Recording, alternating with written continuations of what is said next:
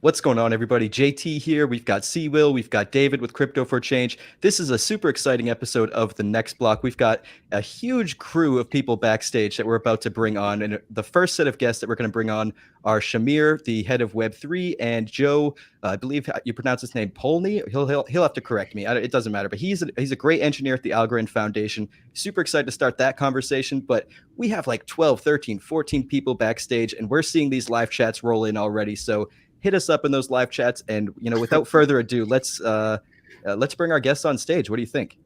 Let's do it. Awesome, let's do it. It's gonna be so much fun. So we've got Shamir, we've got Joe, and joining the chat, we've also got Christian over at NifGen. We've got Agash with Rand Gallery. We've got Monty with Crypto Nerd. And if anyone else backstage wants to join, I forget who else said, just raise your hand or mention in the live, the private chat, and we'll pull you up. But how's everyone doing? Doing good. Fantastic. Very well. Fantastic. Yeah. This is super awesome, honestly. So we've got a lot of people on stage. A lot of people know who everybody is, but plenty of people don't. So let's start off from top to bottom. Of course, everyone at the channel knows C-Will and David and I. So we'll start with Christian, go to Joe, Shamir, Agash, and Monty, and just do a quick introduction. And then we'll start finding out what's going on at the Algorand Foundation. Christian, we'll start with you. All right, perfect. You all here? Just making sure. It's cutting in and out a little bit, but we can hear you. Yep.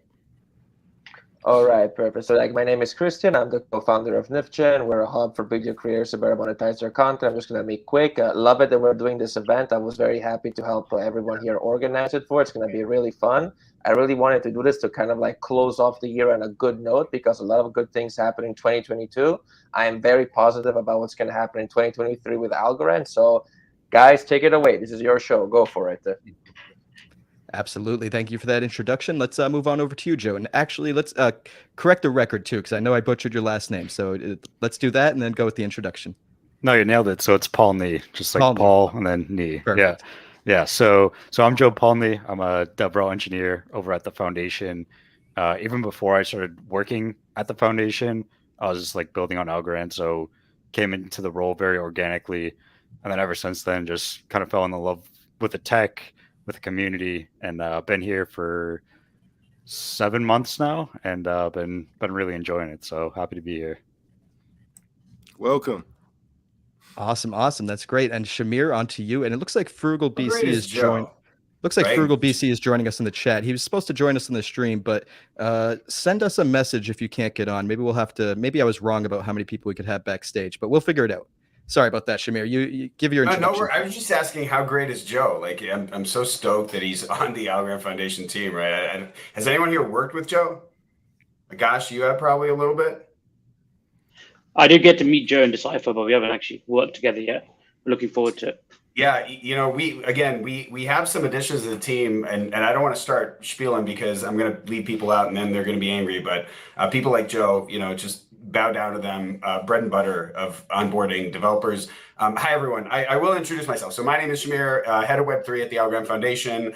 I spent about 2.5 years at Algorand Inc. on the marketing side of things, running a lot of our campaigns, working with Kelly Callahan, who is now at Arrington. Fun anecdote, some of you might know this. I happen to have been one of the people who ran Algorand's first ever hackathon back in 2019, still testnet days. And that's when I kind of got to meet the team. I was in the right place, right time, living in Boston, and recently transitioned from Algorand Inc. to the Algorand Foundation back in June of this year to help facilitate and grow our Web3 verticals and projects and ecosystem. Fantastic. And how about you, Agash? Hey, everyone. I'm Agash. I'm the CTO of 2 businesses building on Algorand right now. One, which is Rand Gallery, which is the #1 NFT marketplace on the Algorand blockchain. And the second being Zest Capital, which is right now a DAO builder, very much focused on investment DAOs right now. And we're building out the board list DAO. I'm happy to be here with everyone here. Awesome. That's fantastic. And I suppose last but not least, we'll have Monty introduce himself. What's up, everybody? Some of the OGs will remember me from the You're a Day Late in Algo short Algo news videos. New version coming out that'll get posted on the NifGen platform, so that's good news. And for those of you who don't know, I also run the Citrus.io and Algo Fund launchpad sites too. So creator / now project owner. A bunch of busy people on stage, it seems. That's absolutely. Thanks for joining us, everybody. Appreciate the introductions, and let's dive into what's going on at the Algorand Foundation. So let's start off with Shamir as the head of Web3. Web3 is a loaded term. So first of all, let's define what that means, and then and let's go from there. Actually. Yeah. So, I mean, what Web3 means is probably a little bit different than what it means organizationally at the Algorand Foundation, right? The way I describe, by the way, Web3 to just people in the street who might be asking, right, is I explain that this is the internet as we know it. It's not a different thing. It is the internet, but it's simply more decentralized. And the technology that allows tokenization allows the ownership, right? So you to be able to own your IP, the content that you create, one day your home and your car, et cetera, et cetera. That's kind of broadly, right, how I would define Web3. When it comes to Algorand, we're really talking about a set of verticals. If a lot of you might know Daniel Oon, so he runs DeFi. Some of you may know Matt Keller. He runs the impact vertical, and then kind of everything in between is kind of currently the catch-all for that is Web3. So that would include gaming, and a lot of you know PG, right? Pier Giacomo, who is head of gaming. He does a great job on that front. And then, additional to that, you have music and sports and entertainment, collectibles, and art, and I can keep going and going, but those are kind of the primary ones. So at the Algorand Foundation, we're set towards 2023. I won't lie. The elephant in the room is the market, right? The market, we're all feeling it. And it's definitely affecting, right? Like it's definitely affecting, I think, how we're approaching 2023. But the silver lining is that it's really all about like utility. It's all about adoption. It's all about growth. That's all that we have in our minds right now, right? It's looking at 2023 and saying, how do we create new wallets? How do we bring in new users? How do we keep the users, right? By creating a delightful experience for them, interacting with Algorand. And we think that way across the board, whether it's for new developers that are just, putting their toe in the water, or creators who might be interested in NFTs, but they don't really know where to start, or institutional partners. So there is a lot going on, and we're kind of in the midst of, actually in the last leg of planning 2023, or kind of finalizing the budget, finalizing our priorities and the strategy. Yeah, that's absolutely fantastic. And I suppose the first question I really want to pose to you is some of the questions that you actually just brought up yourself is how do we increase, the amount of wallets, the amount of users going forward in 2023, and how are you specifically as the head of Web3, working on those goals? Well, okay. So first of all, JT, let's agree that we'll do a part 2, because I think that the answer to that warrants like an hour and a half of a conversation, and I do not want to hog this. That's fair. But look, at a high level, and just in a nutshell, first of all, a lot of this also. So we've been growing our team very, very strategically, not crazy, but when it comes to, for example, Web3, so there's a new head of ecosystem growth. Her name is Min Wei. She's fantastic. And she's really kind of taking charge of everything Web3 and community and governance, and a new department, which is currently coming up, which is going to be an ecosystem success department, right? So I think, just to answer your question, one thing that we kind of realized internally that we can and should be doing much, much better going forward is just that being much more proactive with existing ecosystem partners, right? You used to have kind of a funnel of grants and investments and things like that. And it's very clear to us that that's where the relationship starts, right? So putting the right people in place internally to be able to kind of facilitate, right, that engagement and be able to connect the dots, I think in many ways is a critical thing. This was the first week for Joanna. So we have a new head of NFT initiatives. Shout out to Joanna. Again, I'm so glad that she ended up coming to Decipher. Some of you might have met her there. This was, again, just us realizing, hey, I've been a bottleneck historically, right, with everything that has to do with NFTs. anything from community events that might want to have some kind of implementation to kind of more strategic and institutional level partnerships. I've kind of been pulled left and right, and it's not that I'm going to stop doing that. I'm definitely going to be involved in all these different things. But when it comes to Joanna, it's just really, really good to have someone who has her skill set, her experience, her know-how, her thinking, and I'm sure she's going to bring a lot of growth to the ecosystem. I'm trying to look. I see you guys smiling, and I know it's the comments here. I hope it's the comments. Yeah, the comments are funny. Yeah. All right. Stage is shorting out right now. Yeah. All right. Well, I'm not going to talk about price. I'll just leave it at that, and I'll say that look, there are a lot of things in the works, both kind of from a ground up perspective, right, and thinking of how can we empower creators? How can we, empower the community? How can we empower developers who want to come and dip their toe in the water? And then kind of on the top down side, just working with strategic partners with who might have millions and millions of fans, established brands, established creators that are interested in Web3. And again, this notion of ownership and new ways to engage and new ways to monetize. So working with them. And despite everything, friends, I'm very confident it's going to be a great year, 2023. There's a lot of hype that was built into that. Honestly, you got me pumped up for the new year already. So I loved that. Now I'm catching up on the chat. So. the chat's hilarious, honestly.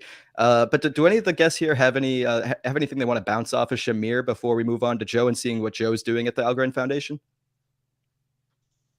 Yeah, I just wanted to say, obviously, I met Joanna in Decipher as well, and I'm very excited now. She officially started on Monday, I believe, Shamir, and I'm very excited to see what she brings. Obviously, kind of running Brand Gallery, we're kind of very excited to see kind of more focus from the foundation on NFTs. Yeah. And speaking to her and thinking about, she's looking at bringing bigger bands and doing much bigger things than I think, have been happening in the Algorand NFT ecosystem, while also supporting all the creators that already kind of exist in the ecosystem. So I'm super pumped and very bullish. Yeah, likewise. Fantastic. I was wondering how long it would take for Long Boys to show up here in the chat. It didn't take very long at all. My over-under was like 2 minutes. So hey, can someone break down what the Long Boys is, please? Yeah, what's up with that? They just popped out of nowhere, and then all of a sudden, Prim? like, let's get Prim up here. Can we do that? Well, I think we have too many people because we have a couple people that were in the chat right now. They're actually supposed to be on, so I was wrong about how many people could be backstage. But maybe potentially once people start going out. Yeah, I'm happy to at a certain point swap my spot with Prim if he or she, who knows, right, is up for it. I mean, they came out of nowhere, and then John Woods on a space at the end was basically like, "Bye, Long Boys," and I was just like, "All right, well, I don't know what's going on." But yeah, let's move on to Joe. I want to hear about what Joe's working on. He's as we said, he's an engineer over at Algorand, and would really love to know what he's building, what he sees as like most exciting in the space, and what his outlook is for 2023. Yeah, so just to give some context to what I do. So my official position is on the developer relations team. And a lot of people might not know what developer relations is. I know I didn't really know what it was even when I accepted the job offer. So basically what it is I'm like, my main mission and the mission of our whole team is to first like onboard new developers and get them building on Algorand, and then also provide support for existing developers and like be that hands-on go-to person that they can go to with any sort of like technical question.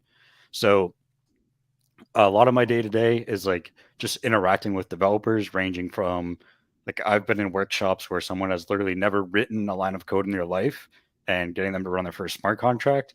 And I've also worked with like really established like projects that are already building on Algorand, like something like Agro Token. We're working with the developers, catching them up to speed on what's going on. So really wide range of developers that I work with. And then also part of what I do is working on like smart contracts and like languages, basically working on tooling that makes it easier to build on Algorand. So everyone's probably heard about like ALGO Kit, for example. I'm personally not like directly involved with development, but I've been, following the repository and talking with the team and, just trying to form what that should be. So yeah, I mean, developer relations at the foundation day to day is pretty varied. But bottom line is just making it way better to build on Algorand. And that's kind of the mission that I'm on a team with, I think now 9 people, which is kind of crazy because when I joined the foundation, it was just me, the sole DevRel engineer. I reported to Joanna, who's great, but she's not like a really technical person. We didn't have a CTO, and now we have a like 8-person DevRel team managed by Jason Weathersby, who's like super awesome guy. And it's one of those cases where like growth done like the right way, because it's super easy, especially in like tech companies, to grow and just become super inefficient. Where for that foundation, especially at a technical level, like we've been growing and just like being way more effective. So yeah, it's been I have a quick 7 question months for for you. me, but it's been fun. Yeah. Yeah. So obviously, as someone who's not the technical side, I'm definitely not that. I've never written a line of code. Where does the foundation, even like looking, I feel like back at the year 2022 and into 2023, a lot of people, everything's looking to be the Ethereum killer, right? And gaining devs, right, from bigger chains and making it either easier to build, or maybe you can do more stuff. Where does the Algorand Foundation actually like where's the number one spot where you guys attract developers from? Like, is it just, are you guys going out and trying to find these people through various social medias and online things, or are people coming to you guys, or is it the hackathons? Like, where does most traffic come from that you guys see, at least for people wanting to build on Algorand? Yeah, I think for the most part, our growth up until this point has been mostly organic. I think most people that build on Algorand end up building on Algorand because they did their research, they like the underlying technology, and that's what they want to build on. I think the strategy going forward is going to be really focusing on like Web 2 devs. So, like you said, like Ethereum killer, that's the comparison a lot of people make, especially in the crypto space, like comparing Algorand to other chains. And if you look at the numbers, I think one report showed there's like 6,000 Ethereum developers, and the number on Algorand is like way lower. But you compare that to Web 2, where there's millions and millions of developers. It doesn't make a whole lot of sense to go chasing those people building on Ethereum, but rather trying to acquire completely new people that are just builders in general and trying to get them to adopt this technology. So going forward, we're going to be like, part of our event strategy is focusing on like Web 2 specific events, and not just going to crypto events where it's almost kind of like an echo chamber when you're like talking about these different chains. Where we're going to focus on people that already have Web 2 solutions, and maybe they can implement, crypto and approach that Web 3 approach, or just talk about why they might want to use blockchain in general, and then, pitch them Algorand as a platform to build on. And then also from our end, we've also been planning out. So we just started hackathons like earlier this year. And then we're also going to be doing boot camps, which our first boot camp is going to start next week. So we want to roll out these programs where it gives a place for developers to learn. And then also as part of that, like boot camp, like it's kind of like a journey, right? You start off the boot camp, you can do a hackathon, and then we're trying to figure out like, how do we plug you into accelerators and basically make the development journey on Algorand not just about learning how to build a smart contract, but learning how to build like a product and turning that into like a real world solution. I think that's kind of our strategy, right? Is how do we get people to build things that like actually matter on chain? And that's where we'll see, I think, a lot of the growth, not just for Algorand, but blockchain in general. Yeah, well, I feel like, it's got to be really hard, especially with a lot of the fallout that we've had from, literally pick the major name that's crumbled so far this bear market. Like, I guess, what's the main fear? What's the hardest part of getting Web 2 developers, to want to build on Web 3 and on blockchain and things like that, and actually build, real world utility like the Agro token or TravelX or, NFT galleries and things like that? Yeah, I think the hardest, like you mentioned, like you look up, cryptocurrency in Google and you see SBF, Three Arrows, like all this, crap that's going on in the industry, and it just leaves a bad taste in people's mouths. But also, like, I think just in general, this space is so young. It's really hard to convince, like, if you're a developer that's had a job in Web 2 and you have a steady job and you like what you're doing, it's hard to convince someone to drop that and come build on Web 3 and crypto, because it's such a volatile industry. Like, even for myself personally. So before I worked for the foundation, I was working in defense, and that's like one of the most stable career paths you can have. And coming into the foundation, like I was told in my interviews, like, this is a volatile industry. Like, no one really knows what direction we're going in. It's fast moving, and that alone, just at like a personal career growth perspective, can be challenging. So I think the main way we incentivize people is showing them real world use cases and say there is a use case for this. Like this is, we're not just, you know, monkey JPEGs on the internet. This is something that you can actually build useful products that can make an impact on the world. And I think that's ultimately the message that will attract people, you know, to build on this. But then the question is like, how do you get that message out and who do you target and stuff? Which is an ongoing question we're always trying to answer. So yeah, I think use case is ultimately the number one like driving factor for getting people to build on it. So we just got to keep building and show people what's really capable, and you know, talking about it as much as we can. Yeah, I just add to that in many cases, the unfortunate truth is we're still in, you know, what's called the chasm. So does that ring a bell, the chasm? So there's this notion that with any new technology, right, you start with the innovators and the early adopters who are kind of in it. The innovators are in it for the tech because it's just cool and it's new and it's novel and they love it for what it is. You know, those are the Bitcoin miners that were doing it when they were spending more money on electricity than Bitcoin was actually worth, right, at the time. They were just doing it because of what it was. And then you kind of move on to the early adopters, who are just people who are in it because of what it will be, right? And they have that vision, they see the pattern, right? They identify the potential. And I think, you know, if I had to look at this group, right, that's you. That's all the people here. That's all the people that are listening to us on YouTube right now, watching us on YouTube, because they're taking the time, right, to kind of to go to the future, right, and imagine how the world's going to look at like when this tech wins. But you know, the reality is, and this applies to everyone, right? This applies to our parents or friends, whoever, whether as consumers or as builders, right? They don't care about what it's going to be. They just want a solution that works today, right? And if you're going to offer them something new, it can't be just a little bit better. It needs to be 10 times better, right? So when it comes to developers, again, I'm just to kind of rehash what we're hearing from Joe, it's 100%, right? Like you need to motivate people to come, and you need them to be motivated not for what it's going to be in 5 or 10 years, but for what it has to offer right now. And I feel like our industry as a whole is still kind of in that chasm. I'm seeing the use cases, you know, I'm seeing like the tech, it's getting better, right? And that's the good news for us insiders, right? Because we're watching the tech and we're watching it evolve. Like how much easier is it to build on Algorand now compared to a year ago, right? How big is the ecosystem now compared to a year ago? Like just think of ARC standards, you know, simply, right? That's just one example of like, what can you do today with NFTs versus what you could do a year ago, right? The market does not reflect that. So the technology is evolving. We're very, very close. I think we need to find, again, the developers who are kind of actively curious, right? And actively seeking that change at a, you know, let's call it future-proof themselves. But we also obviously need to increase the utility and lower the entry barrier as much as possible.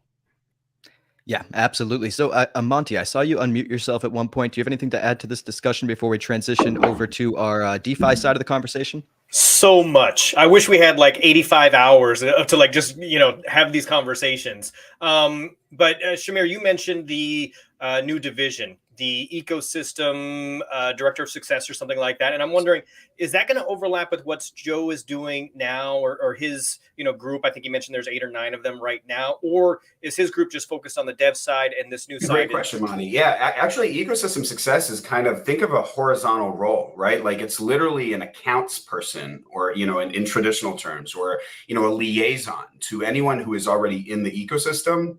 And this person is going to, again, have just established rapport and relationships with the projects that are building, going to be able to connect the dots, right? So if they need DevRel help, they'll be pointing them to Joe, right? If they need investor help, they'll be pointing them to a line of VCs that we're working on expanding, right? They need tokenomics expertise. They need marketing amplification. That's going to be the role for ecosystem success. So kind of hand-holding and facilitating, right, or increasing the probability that the projects that are already building on Algorand will make it, and make it well. Awesome. One other quick question. I know you're going to a lot of Web2, you know, events. and along with converting a bunch of those Web 2 developers over to the Algorand ecosystem comes that education portion. Can you talk a little bit just about the plans? I know that there's some really great stuff going on. Reach is out there, Algo Foundation does stuff, the Foundry does stuff. There's a lot of good programs out there, and the university program. Yeah, well. I was going to Yeah, I was going to mention that. Yeah, I mean, so I'll give you a tip of the iceberg again. Joe gave a huge props to Joanna Moran, who's amazing, and kind of running all of our dev outreach program. We're talking about ETH Denver right now. If it comes to if we're talking about like actual Web3 developers, right? That we want to show them the light. We want to show them the potential and the the performance, etc. The university program is huge. I've been working with Doro and, on expanding that, and whether it's blockchain clubs or whether it's curriculum, that's another huge thing. And I can keep going, but, I'll just also add the marketing component, right? So this is a lot of what I did at Algorand Inc. in my previous job. It was spending a lot of time in HubSpot, right? And really kind of building our funnel, or the flywheel, right? In the sense of, let's identify who's coming in, what are they interested in, right? Are they developers? If they're developers, what programming language do they feel comfortable with, right? Based on that, working with the developer relations team on what content are we generating, right? What are we putting out there? And then on the other side, right, there was the biz dev part as well. But look, again, it's early enough that this is all about developers, right? Like Algorand as a theme, as a narrative. Again, fast forward 5-10 years from now, this is me, okay? Just Shamir speaking, my own subjective, humble opinion. But like, to me, it really is, the narrative should change from Algorand to actually, here's AlgoFi, right? And here's folks finance, and here's, Rand Gallery. So it should become more and more about the ecosystem than about the actual L1, right? We're just the tech at the end of the day. And again, the way to do that is to bring the right entrepreneurs, the right talent, right, with the right skill set and the right vision into the ecosystem, and help them succeed. Yeah, and just to add on to the, on your question about education, we're also working on, like, right now we're trying to hire a head of education to lead a directed education effort. Right now, like I said, we're going to be starting boot camps like next week, and then we also want to get to a place where we have basically like a white label education, like, content repository, where it's content that we ourselves, like when we're educating developers, we can use. But also, like, if a university, even if they're not part of the ACE program, if they want to teach people about Algorand, we can just hand them this slide deck and say, put your logo on this is the content, and this is, how we talk about Algorand. And then the nice thing about that is having proper education systems in place also lets us be able to, like, really have a good gauge on our developer community. So it makes it easier to do things like connecting developers with projects, which is one of the biggest problems. You talk to any project building on Algorand, one of the hardest things they run into is finding, like, highly skilled developers that can help them build. So education is going to be a big focus going into 23. Like I said, we're trying to hire roles to specifically focus on that. And as we build out that, I think it'll make a lot of things, like, kind of fall into place, like developer acquisition, like being able to support projects. And yeah, I'm in general very bullish on, education and where we're going with that in 23. That's fantastic. I think David from Crypto for Change has one question, and then we'll let Shamir get out of here because I know he has to get out of here, and then we'll transition over to our DeFi segment. Yeah, and this, either you or Joe could honestly answer it. I don't know who would maybe have the better answer, but obviously Decipher was a massive event that Algorand held, and from the foundation standpoint, what success did you guys see from that? Like, were there any big, strategic things that were formed, partnerships that were formed from that? Like, what are some good things coming out of Decipher that maybe that wasn't there before, or is there anything, especially in that area of the country, that maybe didn't know much about Algorand or something? Maybe someone who showed up that left with a better impression. Because I'll say, we interviewed quite a few people, and I even talked to quite a few people who, if they were in Web3, they weren't on Algorand, or maybe they weren't in Web3 at all, and they were really excited. So what did you guys see from Decipher and, kind of since that event? So Shamir might be able to speak more towards, like, the ecosystem side of stuff. But for me personally, like, the biggest takeaway I saw, and it's now an ongoing conversation at the foundation, was how successful the pitch competition was, and just seeing how important like focusing on projects and people building on Algorand really is. So that's something that we want to kind of leverage into 23, like having more opportunities for like projects to pitch and get connected with VCs and accelerators and that sort of thing. And I think that's something that we kind of were missing earlier. Like for me personally, the next Decipher, I would love to see like a bunch of more project booths and like more emphasis on projects, more pitch competitions, stuff like that. And I think the pitch competition alone gave a really new perspective to a lot of people, both inside and outside the foundation, on just like how important it is to focus at these companies, especially like early stage companies that are building on Algorand. So that was probably the biggest takeaway for me. I'm gonna say something, and obviously, who knows if this would ever actually get traction. But if Algorand wanted to do something, I feel like that was just like off label or just like out of left field.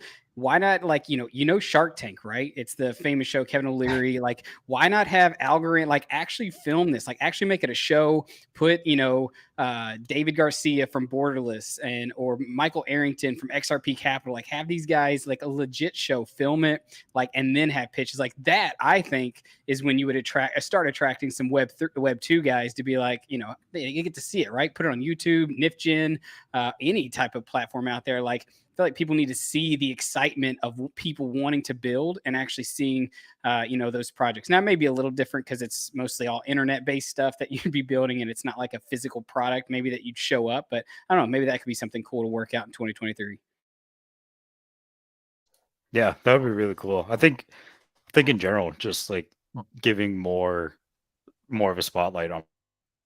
Yeah, because a lot of the Algorand, I heard about the pitch thing, but I only saw a few people actually do pitches in the back room. I don't know if that was televised. I don't know if that was put on YouTube. It may have been, but I would love to see more of that. Like getting to see I didn't hear about Christian and NifGen until they reached out to us. Like, what if there was something that Algorand was already publishing where people who are actually looking for stuff could go do research and see what's actually building and find them that way. So. But Shamir, what do you have to add, if anything? I actually think that's a really before me, Christian had something to say. I just want to add to that. I think that's like a really good idea, and we could definitely help film some pitch competitions or something like that. So there you go. If you ever want to do something like that, definitely let us know. And Christian, the floor is yours. No, yeah, pretty much kind of like to iterate what Joe was saying. Yeah, the pitch competition is something that like creates just so much passion and energy for it, because it's really good to see all this amount of talent that wants to build an Algorand. So it's really, really great. And also just kind of like, as I'm here messaging with Jeff Malko on Twitter, there was actually like a pitch competition on Thursday where like about 7 Algorand projects had to pitch in front of investors. So there is like a little bit of a Shark Tank thing going. The crypto would change was stating. But I think we should be doing like more of those, because essentially it's the projects that drive the passion, that drive the users of the Algorand ecosystem. And it would be my honor to help them and like that, make them come over to NifGen, do shows with JT, the next block, BC Frugal, and Bergen. That'd be absolutely great. I mean, I'm doing this project because I believe in it. You guys all know how much I love Algorand, right? I mean, we moved here from Cardano to come over here. I believe in this ecosystem. I believe that we have the best tech. So whatever we can do to help other projects out there, if you're listening to me, just reach out to me. And I'm sure like the video creators here would love to just hear from you guys. Yeah. So first of all, 100%. I'm looking at the comments here, and I did write it down. I can show you. So Shark Tank. We actually surprised, but we've played around with that idea, Micah and I, a while back. So this just validates. Yeah, we should do it. I'm seeing Ludo wants to participate. Shout out to Ludo. How great is he? And yeah, we should talk Ludo. So we'll find a time separately. When it comes to just to answer your question, and we can leave it at that. Having attended the last Decipher after about 2 years of COVID, right?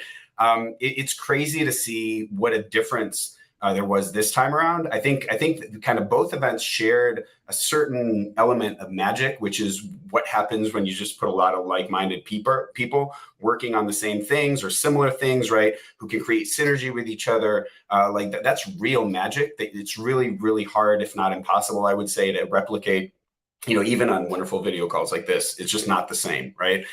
So you had that. You had the size, which was, again, phenomenal. We had, I think, 1,500, 2,000 people, right, come in over the course of 3 days. So, that was phenomenal, just seeing so many people in the room. And then for us, it was a learning experience about Dubai, right? And just generally, I live in the Middle East. I've never been to Dubai. I live in Israel, right? Never been to Dubai. So it was my first time. And I think the perspective, the maturity, right? So they're thinking of things 5, 10 years from now. They're not thinking about the next year. They're not worried about crypto winter, right? They're worried about how do we bring the best talent to build the best things to Dubai, right? And I think the sentiment there, it just struck me as very, very different from what I've been seeing elsewhere. And then kind of last but not least for us, it was just a wonderful feedback loop, right? Like meeting the investors, meeting the builders, meeting the community people, realizing that not everything is perfect, right? And I think it's very eye-opening, and it's necessary for us to get out of our comfort zone and just talk to people and learn how we can all together grow the ecosystem.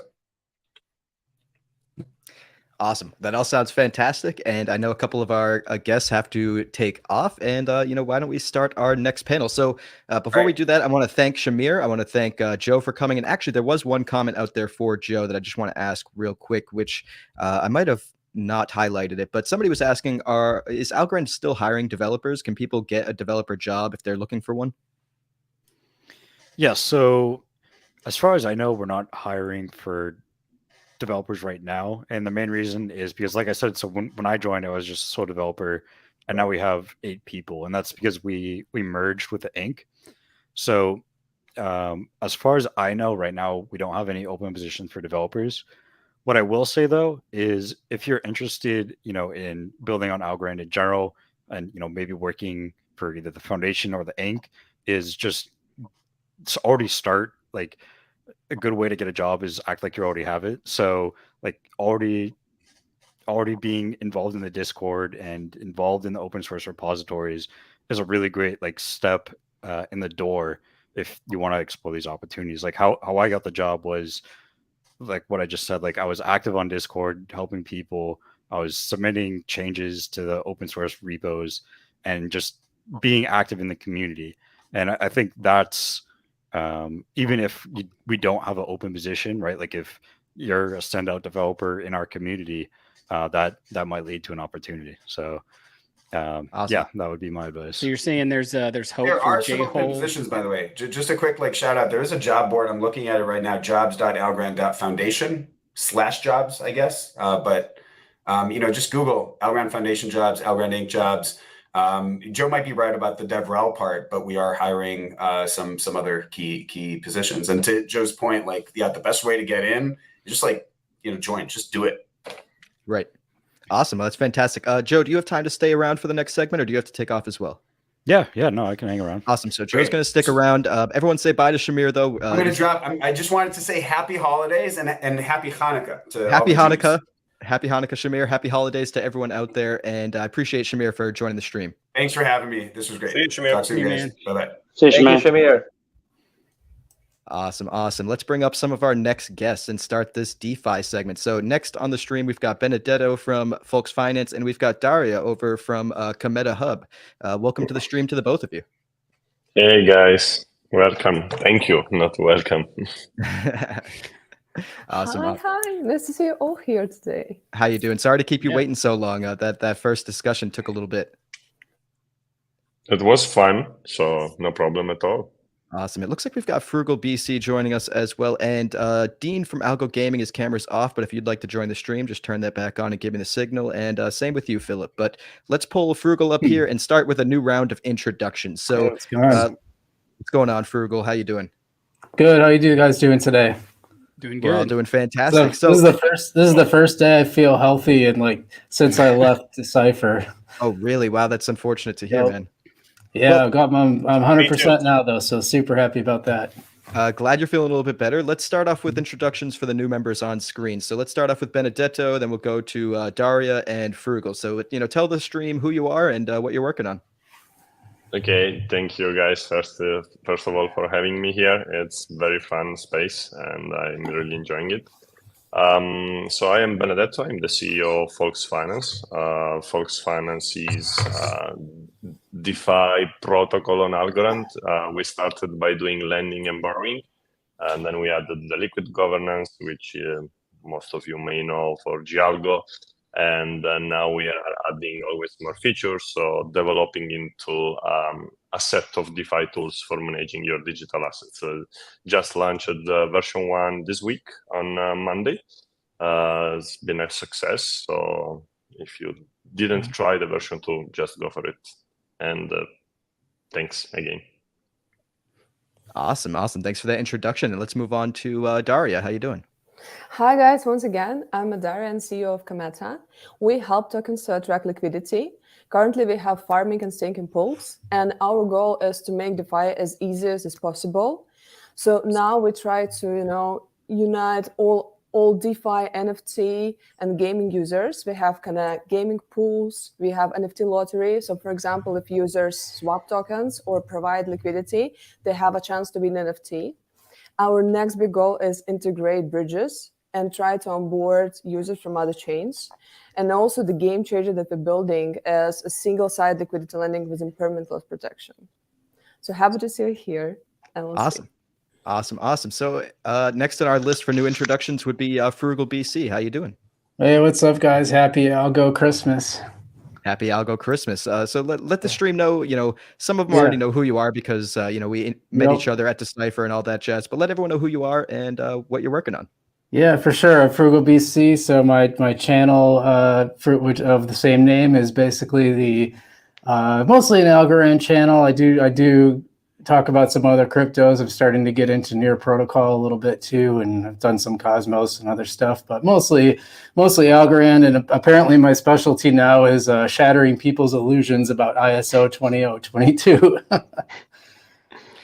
Yeah, I mean, that was interesting because it seems like nobody watched that interview I did with Stacy like 6 months ago, where she kind of disillusioned everybody about that already. Yeah, I mean that was a big scoop that you got there, and I made the video. Someone pointed it out in a different video that I had made, and I went and watched that segment, and I was like, uh-oh. So then I started asking around, and then I started digging in. It turns out that ISO 20022 has nothing to do with crypto. It's all about banks sending messages between each other, and even now everyone's taking it as like it's a FUD against Algorand, which it really isn't a diss on Algorand. It's just, it just doesn't have. It's like saying a kayak is compliant with the rules of Major League Baseball. It just doesn't matter to anything. That's funny. Awesome. Well, let's move on to our last new guest for the stream, and that's Philip. So we just had Christian on from NifGen, but we've got Philip, also one of the co-founders of NifGen. But I'll let him take it away.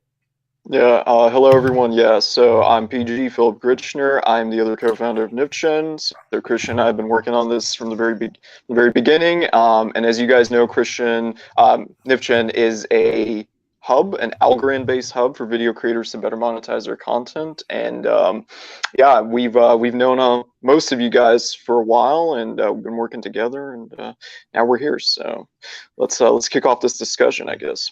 Absolutely. And on that note, too, I want to say that we'll be moving a lot of our content over to NifGen over the next couple of weeks, and even starting to do a lot of exclusive content once the mainnet goes live. So definitely be on the lookout for that. That's going to be a lot of fun. But I want to start by asking Benedetto a couple questions about V2 of Folks Finance, because, DeFi for me is one of the things that got me really excited for cryptocurrency in general. And Folks Finance was already a fantastic platform. Let everyone know what's new on V2, because I personally actually haven't really had the time to check it out, so I haven't been playing around with it. But what's changed? What's easier? What's different? How's it going over there? Oh, you muted yourself. There we go. Yeah. Hey. Yes. So I'm surprised you haven't actually tried it yet. I've been so busy lately. Honestly, it's on my agenda. One of the most expert users of Folks. First of all, what we did, it was listen to the community, and JT, how much we care about it. I was asking myself to you, like, what do you think would be better in V2, and what's your community says about that. So we removed the F asset and FR asset. So now the experience is much easier.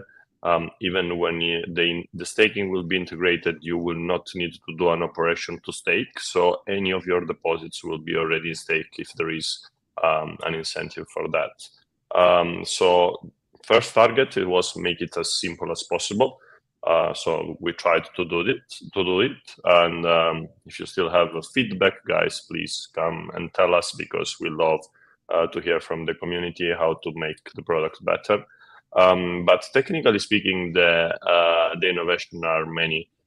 So we took Aave V3 as example, and as always, we tried to make it even better, right? So what we evolved mostly is it's the loan itself. So if you remember before, we had multiple loan isolated position where you could have only one collateral and one borrowable asset for each loan. Now you can have up to 15 collateral and 50 borrowable assets for each single loan, but still you can have multiple loans. So you are able to customize your portfolios of loan, and when you open a loan, you can actually choose which type of efficiency to have. So for example, let's say you are doing a ALGO strategy, then you use the algo efficiency loan. You are doing stablecoin efficiency, you choose the stablecoin loan. So that's one of the major things that, for my knowledge, no any other lending protocol has it. And then what's very important, also we integrated Deflex, so it's now integrated in Folks Finance. So you have swap by using the most efficient DEX aggregator on Algorand. Then we also added the stable rates, flash loans. I hope I'm not forgetting anything. But all of this, what is bringing is a lot of composability. So for example, we integrate the DEX operation into the lending. So you are able to deposit directly something that you don't have, and more feature will be added like repay your loan with any asset you have, or repay your loan with your collateral. So you can do a lot of things to simplify the user life. So before, you had to do many operations before to get what you should done in, like, it will take you maybe a few minutes. Now might be one operation. So that's one of the major things. And also flash loan is very important, because we integrate it directly in some of the operation, like the liquidators, they use directly flash loans. And flash loans are very important for the ecosystem because Folks right now it's fully ABI compliant and it's fully composable, right? So anyone can go and build on it, and that's very important. As other protocols are doing this, so we are setting, let's say, bricks, pillars of a wall, and then people can start to build actually on these pillars. So that's very cool, and we will see how this will develop in the future. But I think I covered most of it. Yeah, that was I think that was probably perfect, honestly. So I did do, I lied a little bit. I did do a brief look over of Folks Finance, but I have yet to use V2. But that being said, let's move on to Daria real quick and find out what's going on at Cometa. I did an interview with Cometa quite a while ago, but I'm curious on what's changed and what the future looks like for Cometa. So Daria, I'll let you take it away from here. Yeah, I already mentioned, but I just repeat you again. So first we have collaboration with Ultramons in Cosmic Champs. We have a gaming pools that you can take one token and get another. Also, we just launched, we'll also integrate Deflex, so we're happy to do it. But if you swap some tokens, for example, Cosmic Champs, as far as I know, you can have a chance to win NFTs, and we have a lot of activities about it, like users will love it. Now we focus on integration of bridges and try, to make as smooth as possible, so users don't need to leave our site and go somewhere else, try to connect wallets and one. So we optimize clicks amount of it. And also we're building the single-side liquidity lending. And it's hard project, very technical. We talk, I think, with maybe all of you, but not about it. And once again, if you need liquidity for your token, please write me and we discuss it and we find a way how to help you with it. Awesome. That's fantastic. David, you just unmuted yourself. Do you have a question to ask of any of our guests on the stage?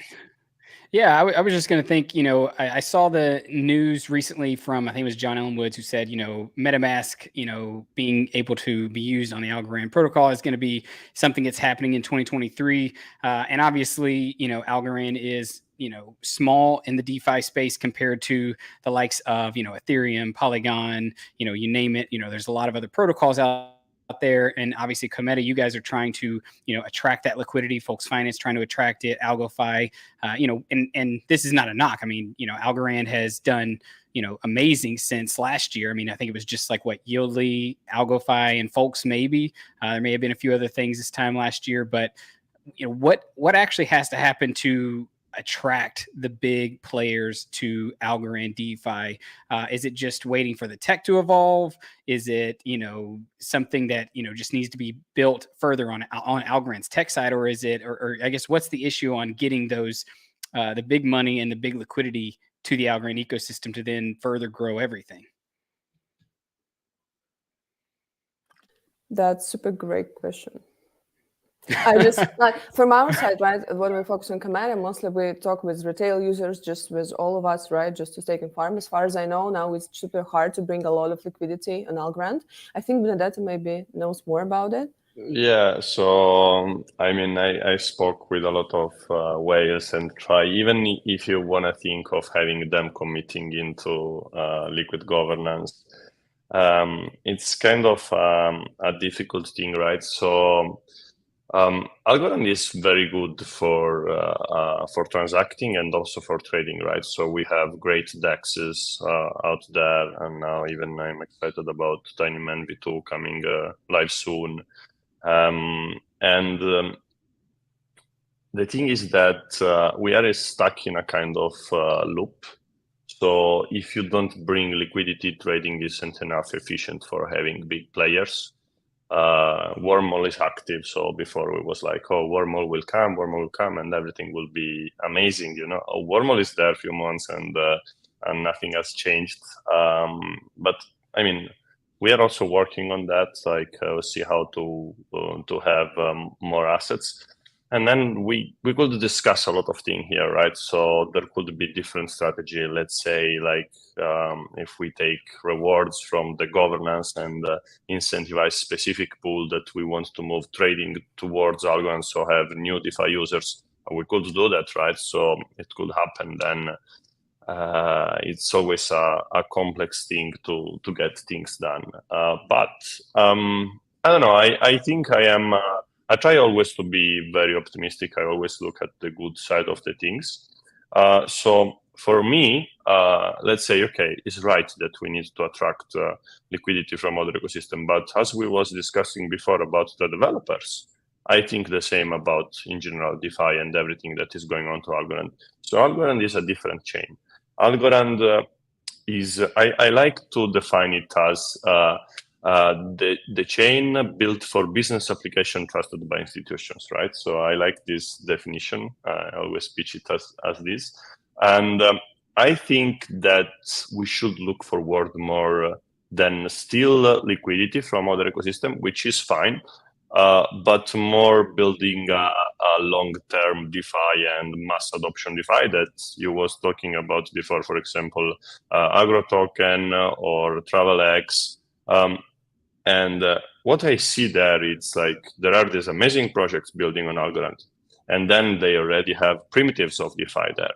So once those projects will kick in strongly, and I believe Agro Token will make an amazing job. And then if we will have the permissionless side of the token, so meaning it's trading freely on TinyMan and the other DEXs, then Fox Finance can list it and farmers can have loans. And that's really the difference, right? So that's really the change of, in general, DeFi not looking at anymore at, let's say, fake values behind TVLs and, these fights on, but real utilities that will bring real mass adoption. So that's where I think that Algorand can make really the difference, not, let's say, listing BNB and then trying to bring liquidity in the DEX for things. Okay, this is good and must be done, but I think as the mission that has Algorand, we go towards this. Absolutely, absolutely. And I want to ask Daria, actually, because you did mention we've mentioned bridges now, I think twice or three times. What bridges is Cometa or are Cometa trying to add to their platform?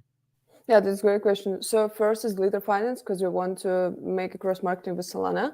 So we're thinking about Messina bridge and also the wormhole. That's three bridges that's now we focus on.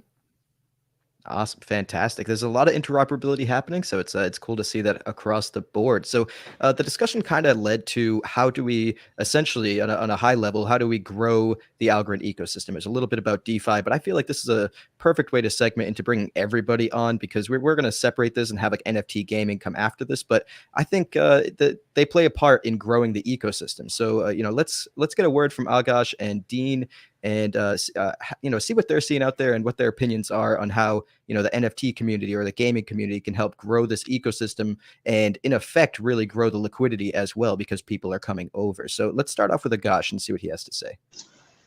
Yeah, sure. I think that's a very good question. I think one of the things which is very important to kind of grow Algorand's very small NFT ecosystem, I think as most people know, we're probably fluttering between 1,500 to 3,000 monthly active traders in the Algorand ecosystem, which is quite small in comparison to bigger ecosystems like Ethereum, Polygon, Solana. And I think one of the biggest things that we at Rand Gallery are trying to do is engage with real world brands instead of looking at, there is the argument I think that Joe also said about, we can go after other crypto ecosystems and try and, get Ethereum collectors on board, but that's like one, collector at a time. Like, how can we go find a massive creator in the real world that has 10 million, 10, 20, $30 million, 30 million followers on Instagram, and kind of bring those people on board. And Algorand it's a very friendly first blockchain to come into with fixed transaction fees. Everything's a little bit more understandable than Ethereum with the auction model of gas fees, Gwei, and kind of all of these things. So that's kind of a lot of what we're focused on. I think, one thing which Jeff did announce at Decipher is obviously the next gen's drop with Lil Durk. And Lil Durk has, 14 million followers on Instagram, 6 million followers on Twitter.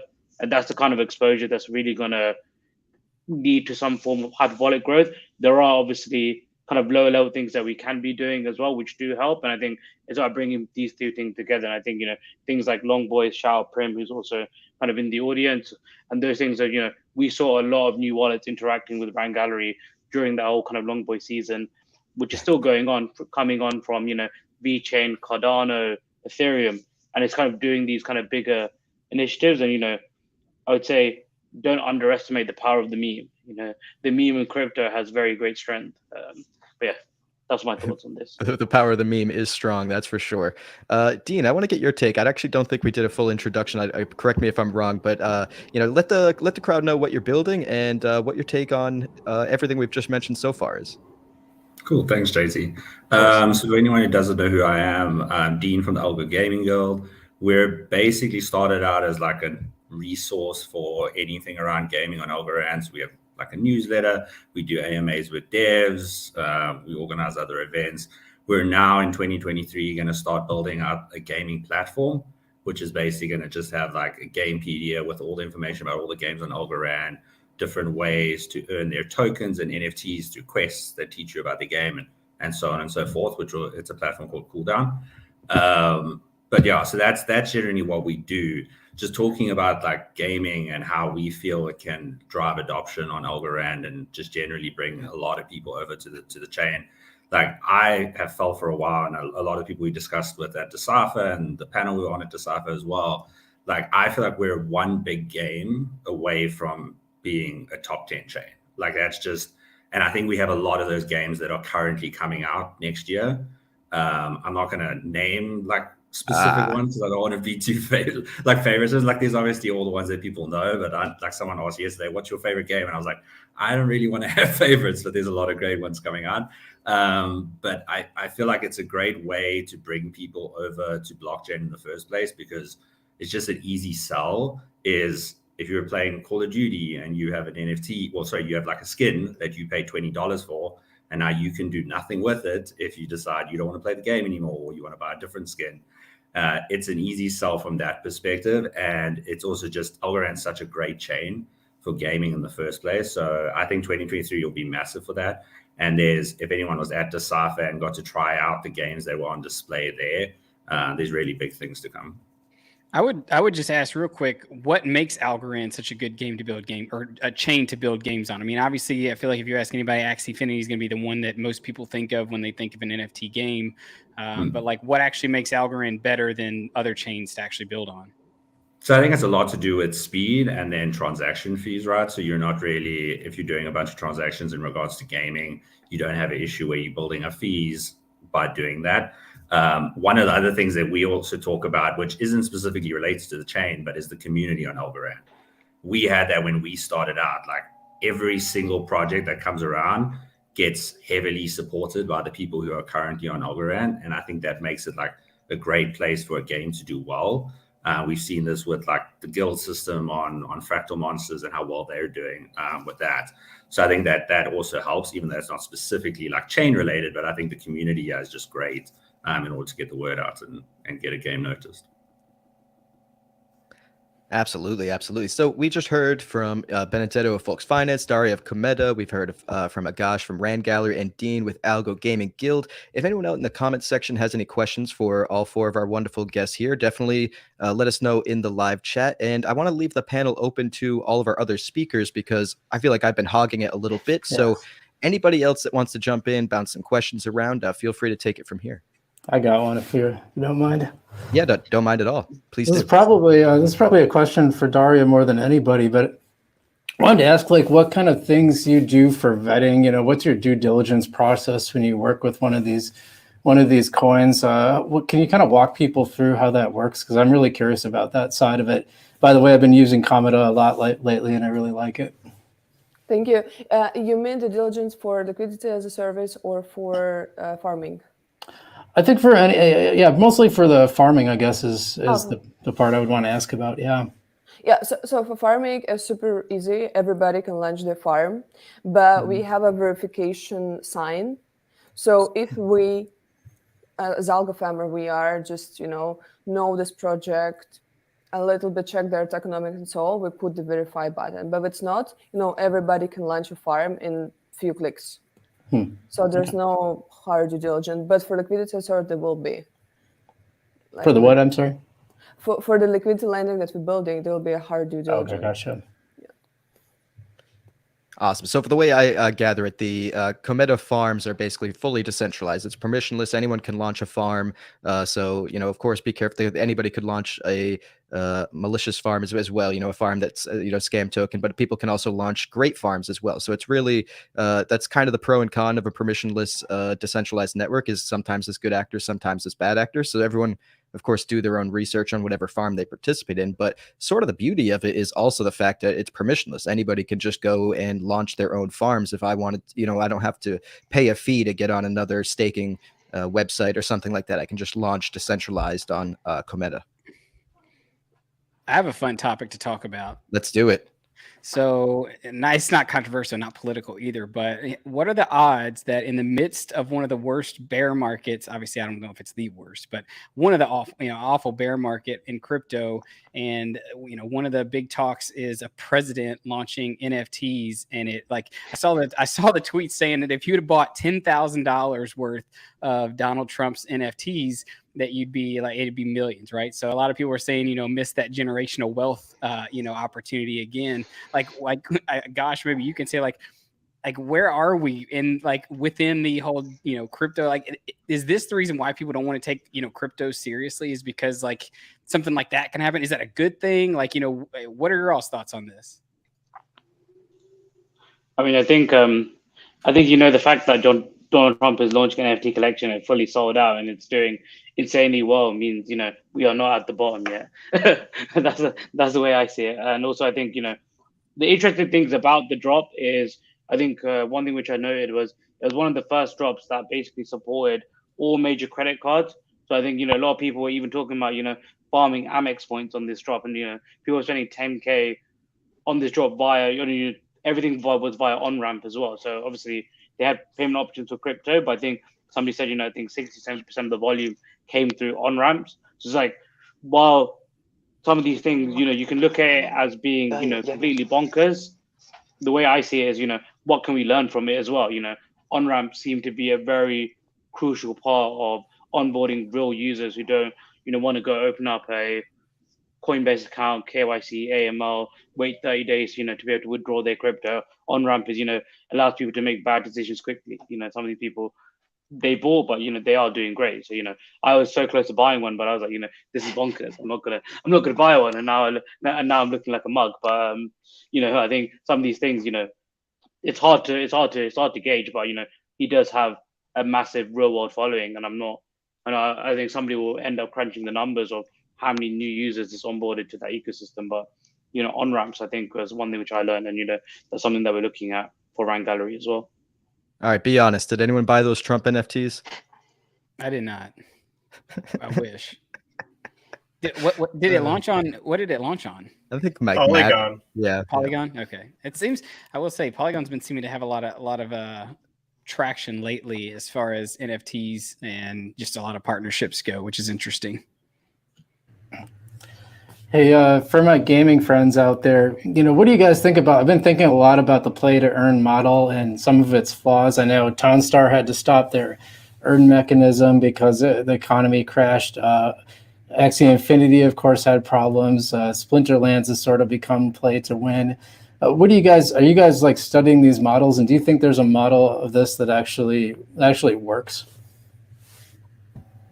My honest opinion, and I know like some of the games in Algorand won't like me saying this, but is that a game without a token and just NFTs is actually probably the only one that's sustainable, because it's just difficult to continuously give out tokens and value for playing, and that has to sort of be generated from somewhere. And we sort of see what happens with most of these games, that it doesn't really work out.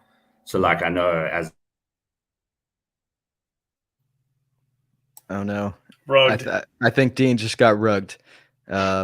He did say he lost his power and he was like having to find light. Right, let's pull him off screen real quick. But if he comes back, he can let us know in the live chat. Hopefully that answer was half of what you wanted it to be. I think Algorand in general on the gaming really concentrates more on the play and earn more than the play to earn. So it's a bit different than those projects that goes to pump very quick, but then that's it. I think it's important. I'm not a gamer, but in general, I don't like the running behind incentive in anything, as I don't like it in DeFi. I don't like it in any other of our industries. But I think if we want to have projects that are for the long term, we don't need to have this type of token incentives that are just, it's just a short bull run. It seems like, I know the funny thing is when you hear blockchain sold for gaming, it's always sold with the idea that it's like, well, imagine if you were playing Fortnite and you were able to actually keep and sell your skins. And I find it interesting that none of the games actually operate that way. They always operate with like a token incentive model. And from what I can see, I think it really has to do. I think the probably most likely solution is that basically these in-game assets will be NFTs, but not necessarily the earn function. I don't know if anyone's going to find a way where that actually works. I know Spider Tanks just launched on Gala, and they're trying that again with limited ability to earn. So it'll be interesting to see how this space shakes out. I mean, I feel like it's not even that big of a gap. It's just owning the. I mean, even like League of Legends, I play League. I mean, there's an in-game currency you have to buy to then go buy the skin. Like, it's not even that far of a jump to just buy a token that is supported on a game, or you don't. You could just be a direct on-ramp, like Agash was kind of pointing out. You can buy it with a credit card, you own the NFT, and then there's a marketplace where, like, if I buy a skin on League of Legends, if a certain amount of time passes by, I can't resell it back to them to then go and maybe buy a new skin, like if I didn't want that one. And if or I can only go back, I think it's like 3 of my purchases, right? So then I'm limited on what I can do because they own it, right? They want to limit the controls on how much of a secondary, I guess, people selling and back and stuff like that. Where if games open that ability up, I mean, that's huge, and it does add a layer to the game. Now, yeah, I don't ever want to see my game as like, oh, this is an investment. Like I don't play League of Legends because I see it as an investment. I play League of Legends because I want to spend an hour or 2 hours of my day and just blow off steam and just, chill. So I did see that at Decipher. I saw some games that seemed like, hey, this is a game that I could play, and I didn't have to interact with transactions and clicking sign this and sign that. And so, that was fun. And so, yeah, I'm definitely excited about, Algorand gaming. And I don't think it's that big of a, or far away from, Web3 that, some may think. It's just, I think kind of goes into what a lot of people have said is getting the Web2 developers to realize, Web3 is going to be a thing, and it's the next thing, and it's, the right thing.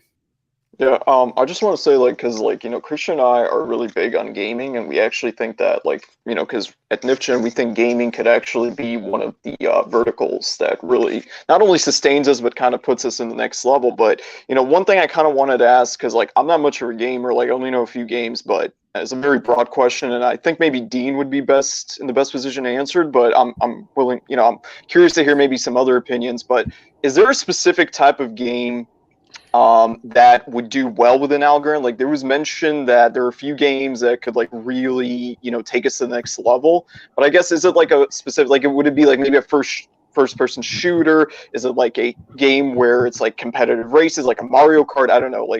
Because for instance, the only game I really know intimately is FIFA. And for me, because I know Algorand had a partnership with FIFA, even though it was a slightly different kind of partnership than we originally thought, as we found out at Decipher. But for instance, I could see a game maybe like FIFA becoming super popular if it comes on the blockchain, especially with the FUTs and all those packages and all that, maybe turning into an NFT or whatever. So I was just kind of curious if there's a specific type of game that could really do well specifically on Algorand. I think, just to add in, sorry for getting rugged earlier, just to add from my part, I think the difficult part is when you look at first-person shooters as an example, the big first-person shooters have zero reason to move their game to blockchain, because Call of Duty will just lose revenue if they move over to the blockchain. So for them, it's not worth it. So to me, it's just generally about a game that's really, really fun for a change, and it's not people are just playing it to farm it.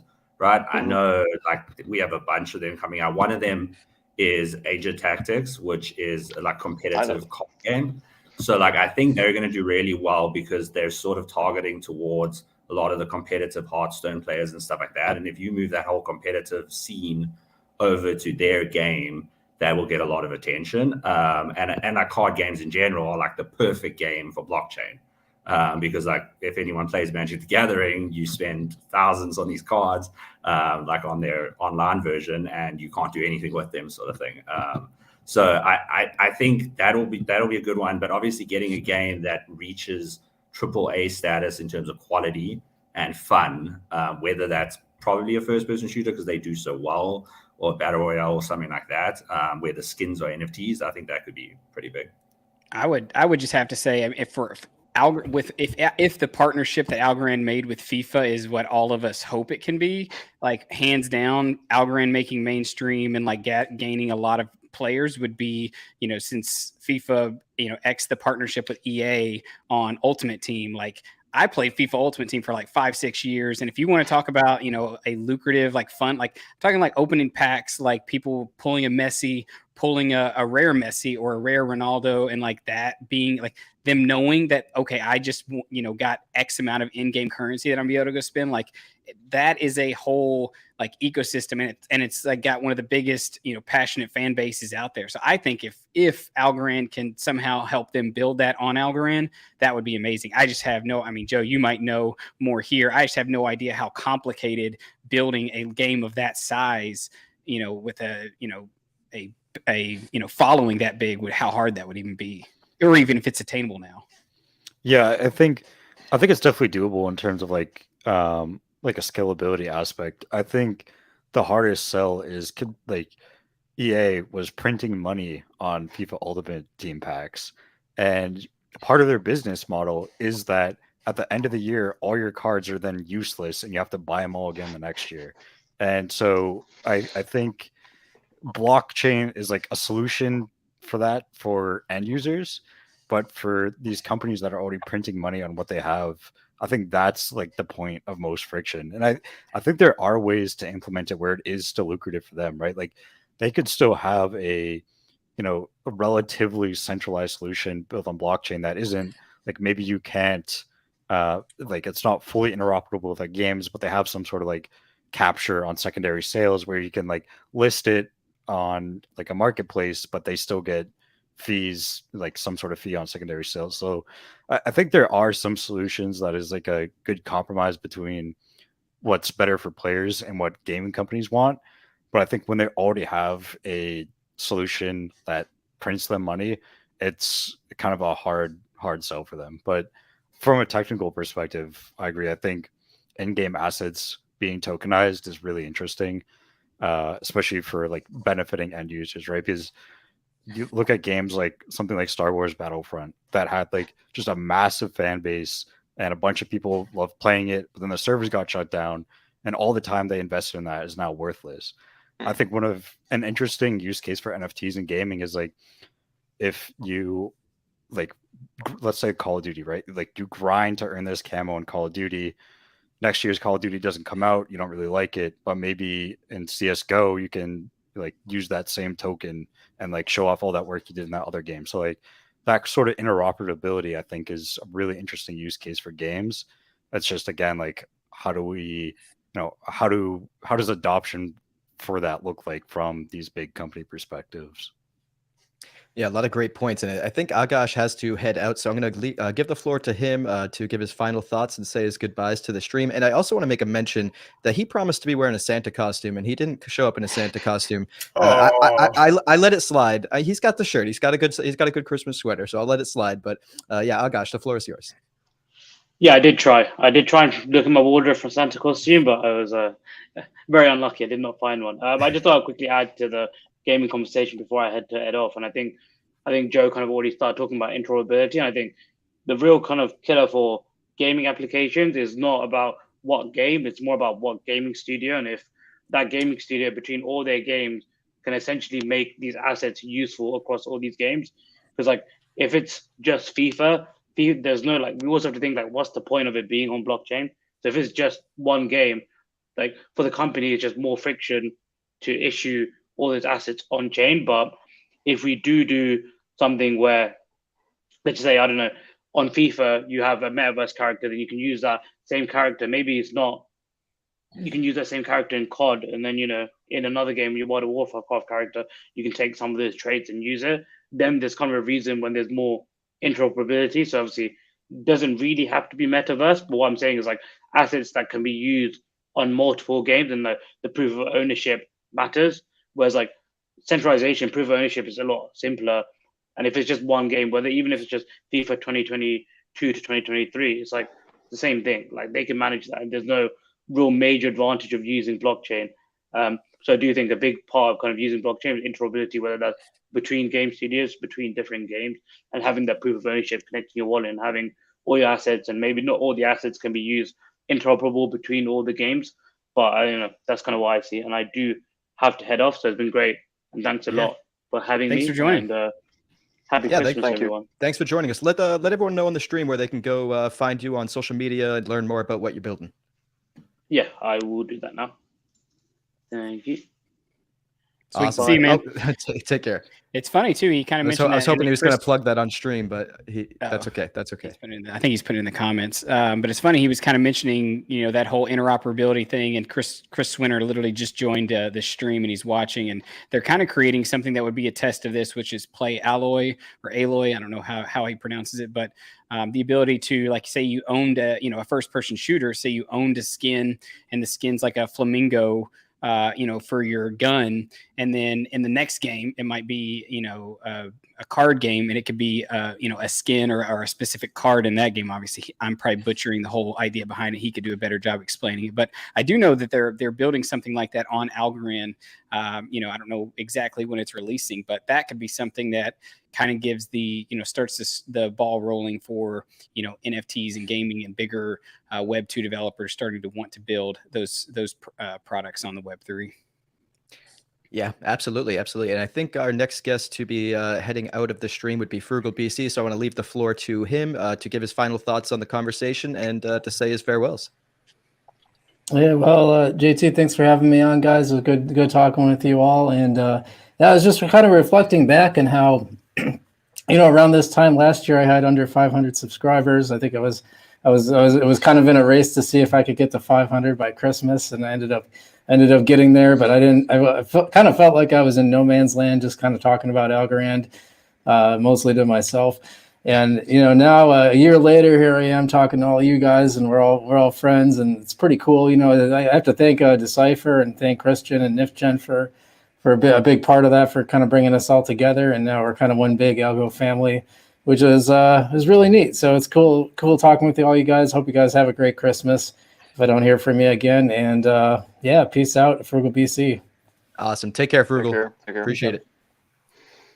Awesome. Yeah, I also do want to give even though the name's in the top right corner there, but a special shout out really for NifGen, because they actually organized basically this entire thing. And as Frugal mentioned, they definitely helped a lot of us creators get out to Decipher and meet for the first time. So huge shout out to you guys, Christian and Philip. But where do we want to take this conversation from here? We're getting about an hour and a half into this. Do we want to start wrapping up with our final thoughts and say our goodbyes ourselves? Bueller. Awesome. I'll take that as a hint. I'll take that as a hint for a yes. So let's start off at the bottom corner. We'll start off with Daria, and then we'll work our way left to Philip, Dean, Christian, Benedetto, Monty, Joe, and so forth. What are your final thoughts? And I appreciate you joining the show. Yeah, so what I'm thinking is we did a huge work last year all together in Algorand. I see the huge progress of Algorand Foundation of all our project. And I feel now Algorand has a great position as L1 blockchain, especially after, some crashes and so on. But still, there's a huge challenge to builders, to us, and to everybody. First, I think our goal is everybody should know about Algorand, understand how great it is, how great tech and how great project. So just Merry Christmas, everybody. And I hope we'll make it and prove Algorand is the best L1 blockchain for everybody. Awesome. So next on our list is PG. And also, actually, before we wrap things up, how about everyone just shout out the websites or Twitter handles, just so people can go and interact with you more and learn more about what you're building. So I'll circle back real quick. Daria, shout out the Cometa website, and then we'll move on to Philip. Yeah. So I just want to say, first of all, thank you everybody for coming in. I know we kind of organized it a little bit. Well, it wasn't last minute, but it's kind of like it just happened. So I want to shout out everybody coming in and everybody in the comments. By the way, really interesting discussions, really interesting, things I hear there, and I'm learning, I'm gaining new insights just by even reading through. I just want to say that it looks like we have a big mission though with Algorand, because Algorand. I've even talked to people from other developers and everything from other blockchains, and usually it's not really much of a debate about the tech on Algorand, like the underlying technical foundation. It's not really a debate. It's more about what can Algorand do now? What's the next step for them to take? And that's something at NifGen that we are really passionate about, because we don't just promote NifGen, we try to promote Algorand, because if Algorand grows, NifGen grows kind of by default. And I think that one of the things that we need to do is that as people in this ecosystem, Daria mentioned builders, is that we also need to really through our products and through the way we present ourselves, we need to kind of sell the vision of Algorand and really show people why we're here, why we chose this and why we continue to believe in this and why we think we can go on even further. And truthfully, just thanks to the strength of the underlying tech, and I think of the people working at the foundation and Algorand Inc., I think we could do that. And I just want to say that it looks like 2023 is going to be a really big year for us. And Awesome. We're at NifGen. So just add NifGen on Twitter. So it's NIFTGEN. So that's where you can find us. Perfect. And how about you, Dean? Thanks so much, JT. Yeah, so I just genuinely want to say thanks so much for having me on to talk about gaming. We obviously always love the support for gaming. Big things to come in 2023 from us and all the games on Algorand. So if you want to keep up to date with everything that's going on, you can follow us on Twitter, which is just at ALGO Gaming Guild. and we release like a weekly newsletter with all the updates in the gaming ecosystem, which will be out in the next few hours. So we hope everyone checks that out, and thanks so much. Awesome. Keep your eyes peeled for that. And how about you, Christian?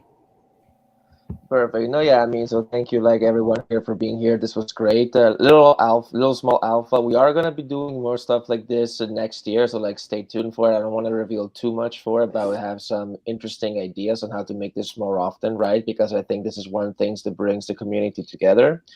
In terms of like helping Algorand growth, I mean, we just have to show people, like through all the great products building on Algorand, why Web3 is better than Web2 and what is really the utility from that switch, and making it easy when people aren't scared, right? So I think that's going to be one of the big challenges for 2023, but I'm sure we can do it. And yeah, 2023 is going to be a great year, challenging year, but I'm looking forward to it. Absolutely. I mean, if every year is supposed to challenging, I think every year is good, because honestly, without a challenge, life's a little bit boring. So moving on to Benedetto, though, what are your final thoughts, and where can people learn more? Yeah, thank you, JT. First of all, guys, thanks for organizing that, and thanks for inviting me. It was very fun. I think the new year it's gonna be tough, but I'm optimistic as always. Let's see. And at Folks, we will keep building always to try to make the best product for our community, and we have a bunch of surprise that you will see. As you know, I don't like to share things in advance, but it's not me actually. It's more of my team that don't want me to share. But yeah, just guys, enjoy holiday, have some rest, because everyone deserves. Everyone works so hard. So enjoy holiday, and thanks for having me here. If you want to follow me, it's Benedetto BIO on Twitter. And folks.finance, you find all the socials on our website. Thanks. Fantastic. And moving on to Monty. Man, it's so good to be here. Just to think like the year in review, like where we started out and where we're at now, the amount of growth that's happened has been astounding. Easy to find, usually on Twitter at RealMontyAllen. There's a link tree there, and it'll lead you to algofund.cc, cryptonerd.com, citrus.io, the Forbes articles, my real estate offering stuff, the blogs, and soon the NIFGen new series, A Day Late and an Algo Short. So stay tuned. Awesome. Stay tuned indeed. Moving on over to Joe. What are your final thoughts for today? Yeah, I just want to say this was a great call, and just retrospective on the entire year as a whole. Like, it's pretty crazy. So I started building on Algorand like right around this time last year, like in the middle of December.